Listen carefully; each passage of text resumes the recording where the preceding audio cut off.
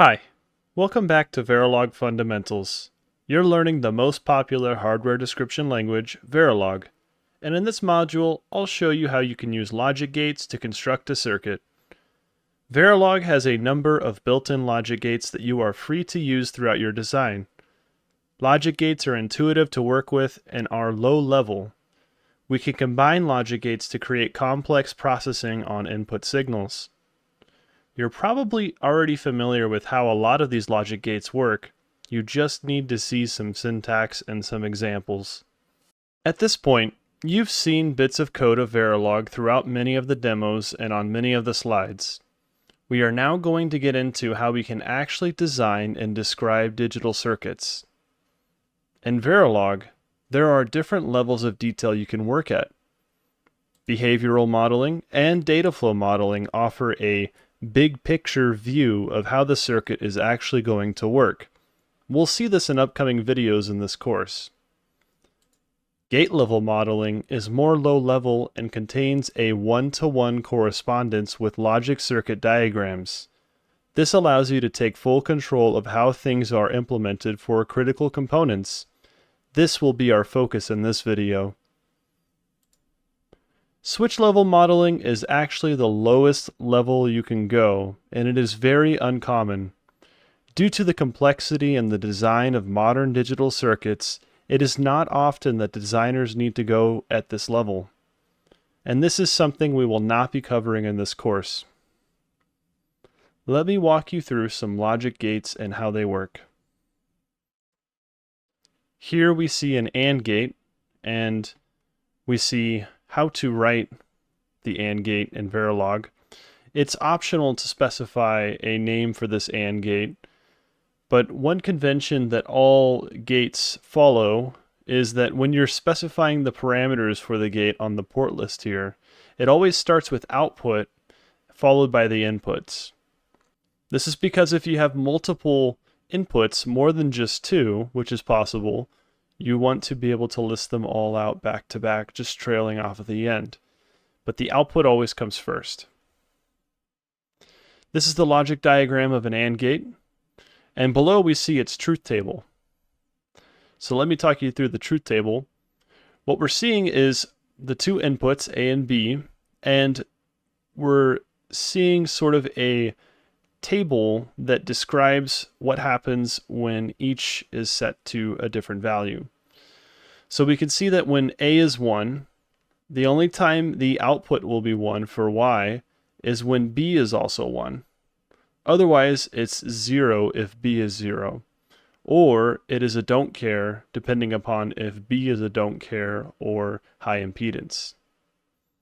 So from this table we can see that when we have A and B both set to 1, that is the only time we get 1 in the output.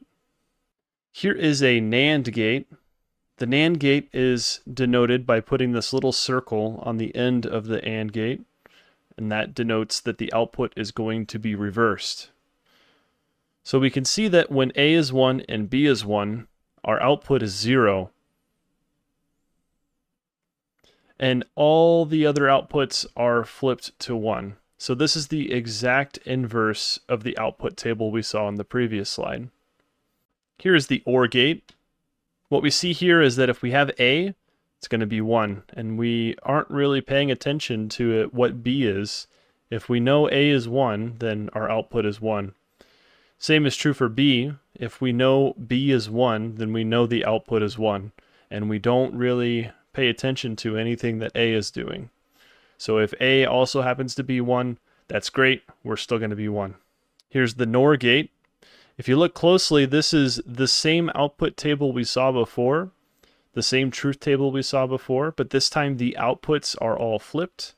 So instead of all of these being 1s, they're now all 0s. And this one, which was 0 previously, is now a 1. So it's just the flipped inverse of what the normal OR gate is. Here is an XOR gate, or exclusive OR, and what we see is that if A is 1, B should be 0, and we get a 1.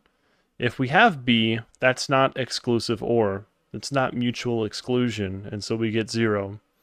Same thing with B, we need to have B and just B to get a 1. And if A is doing something else besides being a 0, we're going to output a don't care. And of course, there is an exclusive NOR gate. So this is the same thing as the exclusive OR gate, but the output is again flipped, just like we've seen before. So everywhere we saw a 0, it's now a 1, and everywhere we see a 1, it's now a 0. Now that we've seen some gates, let's jump over to a demo. In this demo, we're going to be creating a 4-bit full adder. And the way we will do this is by using the block diagram of a 1-bit full adder. In order to obtain the block diagram of a 1-bit full adder, we just need to do a simple web search. And go to Images. And here it is. So here we are looking at the code that implements our full adder. And let's talk through how this code represents that picture. So we have 3 signals coming in, A, B, and carry in. There are our 3 signals. And we have 2 outputs, S and carry out. And these are all 1-bit. S and carry out. One thing I needed to do was create wires that carry this signal coming out of this gate, and this signal, and this signal. And so that's what T1, T2, and T3 are. So T1 is coming out of the XOR gate of A and B. So XOR AB, there's T1. T2 is on the AND gate, T2. Here is the AND gate for A and B, and here's T2. So we have T1 over here, T2 over here. And T3 is on this AND gate. So T2 and T3 are both going into an XOR gate. And you'll notice in the block diagram, they're using an OR gate. And I had to stop and think about this for a second. But if you walk through what can happen on your inputs, it makes no difference whether you're using an XOR gate or an OR gate here for the full adder, the 1-bit full adder. So here's how we figured this out. If you have both A and B as 1, so 1, 1 on this XOR gate, XOR means exclusive OR. So if you have both signals, then it outputs a 0. So we have 0 going into this AND gate. And if we have 1, 0 going into this AND gate, then this AND gate results in a 0. For the AND gate to output a 1, we need 1 and 1. So both of these have to be 1. So if we have 1, 1, here's a 0 coming in, and this 0 puts a 0 here, and so this will not affect or carry out. But at the same time, if we have 1, 1, and a 0 coming in here on T3, 1, 1 goes into this AND gate, and this outputs a 1. So we have a 1 on T2. And so the carry out is a 1. Now if we do the other case where we have 1 or 0 or 0 or 1, this XOR gate is 1, and so a 1 comes in here. And if we have a carry in, we'll have 1, 1, and we'll have a 1 here. But if we know the XOR gate is a 1, that means we either have A or we have B. And that means that there's either a 0 on here or a 0 on here, which results in a 0 here. And so whether you're using an OR gate, the OR gate will simply propagate through the 1.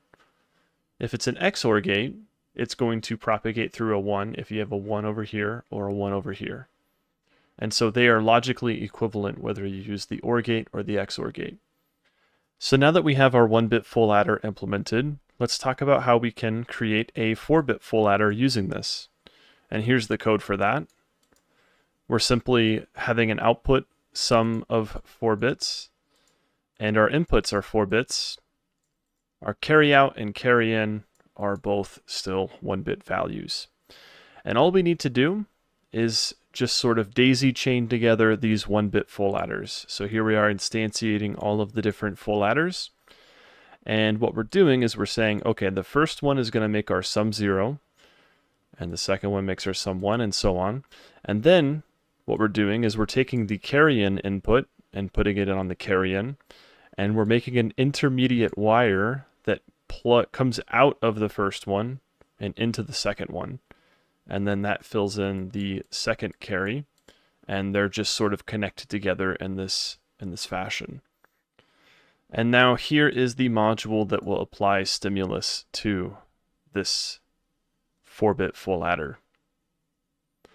We're simply instantiating the 4-bit full adder, and here are the commands to print it out in a CSV format.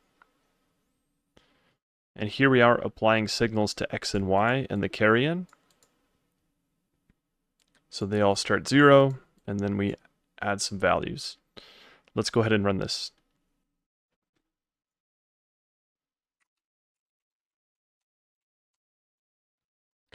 And so here are the results. We can see that when X is 3 and Y is 3, the sum is 6 with no carry. If we have 2 and 3, we get 5. If we get 9 plus 9, that's going to be 18. And our sum is 2 with a carry. So what's going on here? Well, let's take a look. Here's another one where we have an overflow. So if we have 10 plus 15, we're getting 9 plus a carry. Here's an example that demonstrates what's going on. If we have 6 plus 9, that's 15, and we get 15 with no carry.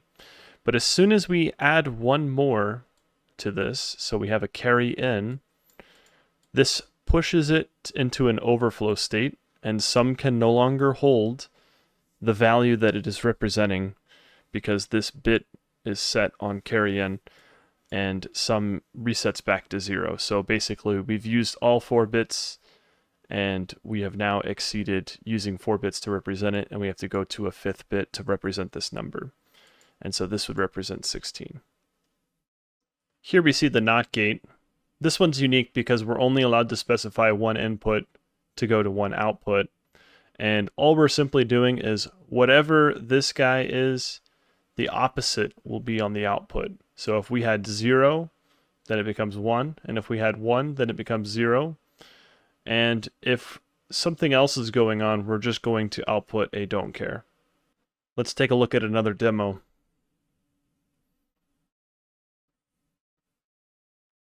So after doing a quick image search, I found a logic diagram for a 4-to-1 multiplexer. And the way the multiplexer basically works is we have these two signals down here, S0 and S1. You could think of these like our control signals. You could think of S as standing for select. And what this logic basically does is it encodes, or basically it gives an address encoding to each of these 4 inputs.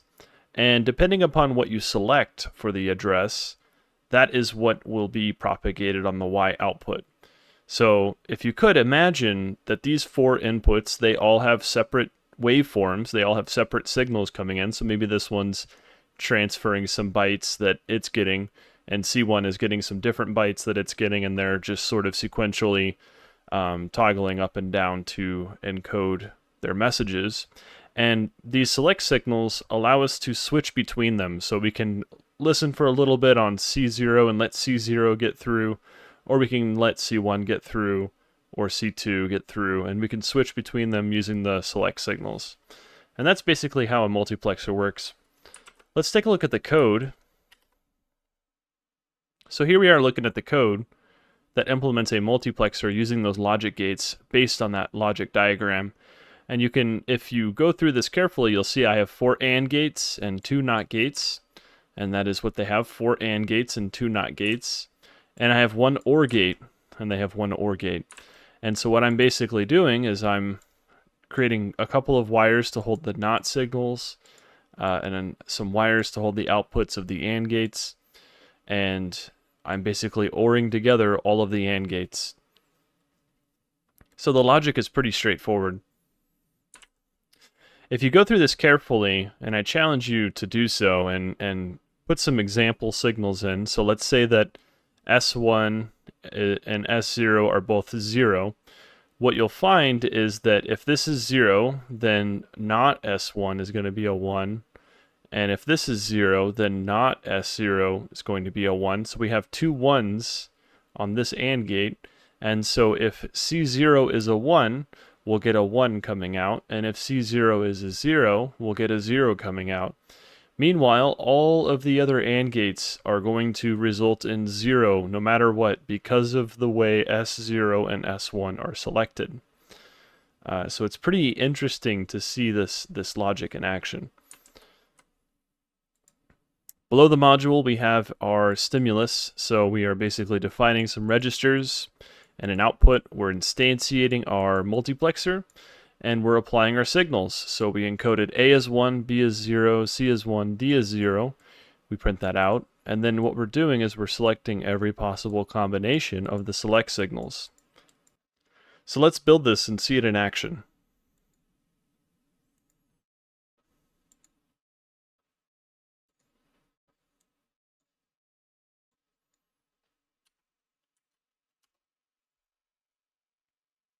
So here we see that A, the first one, is a 1, and that is when S0 and S1 are 0, and that's what we get on the output. Then we get B, then we get C, and then we get D.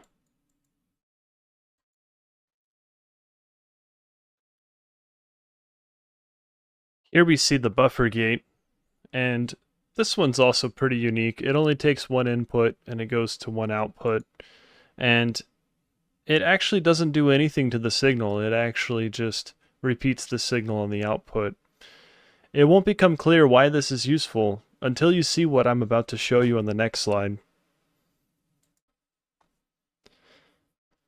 So far we've been modeling gates like this. So when we transition from 0 to a 1, it's nearly instantaneous.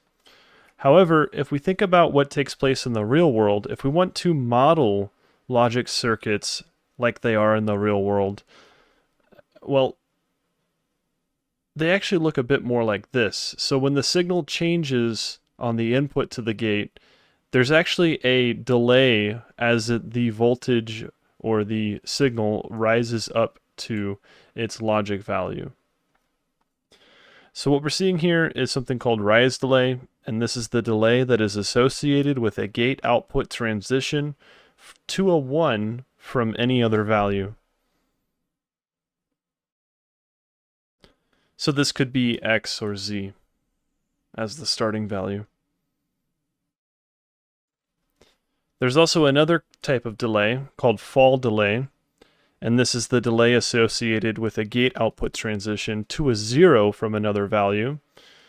We do want to distinguish the fall delay from the rise delay because, well, in the real world, the electrical engineers are going to tell us, hey, this particular gate that I've designed, I know how many nanoseconds it takes for the signal to actually change. It's not instantaneous.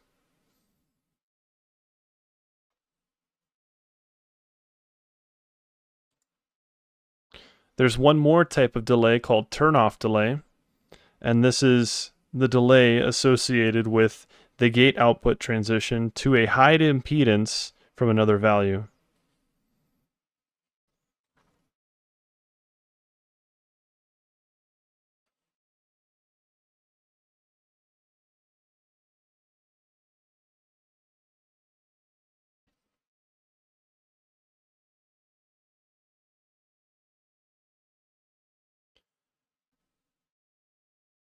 So what we see up here on the top is this is the transition for the turn-off delay to the high impedance state. If we're transitioning to a don't care, it actually works out that we're going to select the lowest of the 3 types of delays specified. So here we see how we can specify this in Verilog. This top example sets the transition for all 3 types of delays. We're just specifying 5 time units for rise, fall, and turn-off. The second one shows how we can specify just the rise and fall delays. the turnoff delay will be assigned the minimum of these two values. So in this case, the turnoff delay will be 3. And this last example shows how we can set the delay for all 3.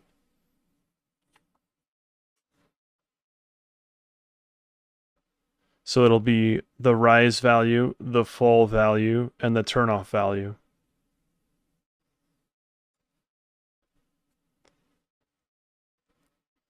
Ultimately, Verilog is a useful language because it is used for integrated circuit fabrication process.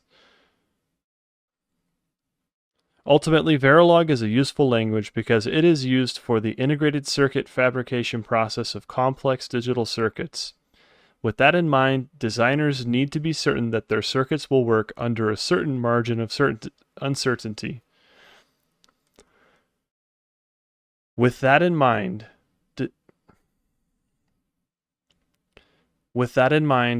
designers need to be certain that their circuits will work under a margin of uncertainty. This includes variation in components created in large-scale production. So that is why the Verilog language allows you to specify a range of values. Specifically, what we're seeing here is the minimum delays and the maximum delays in this example.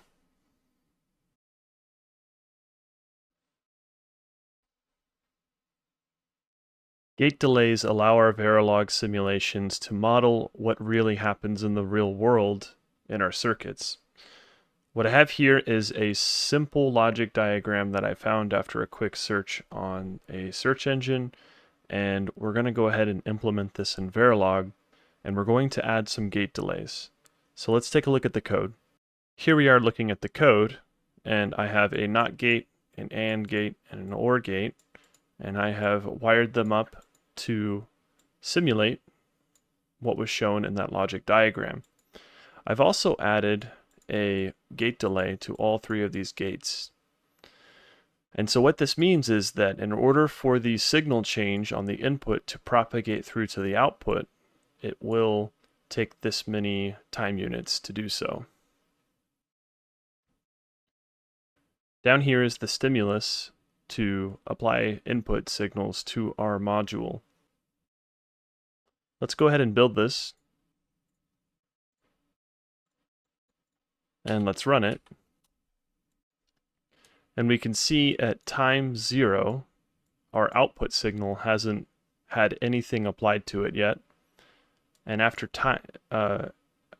9 time units, we see that the output signal finally has a 0. At 10 time units, our input signals change, but the output signal does not change. It just so happens that these particular set of inputs don't change the output at all. And so we see at time 20, we change our input signals again. The output signal still hasn't changed.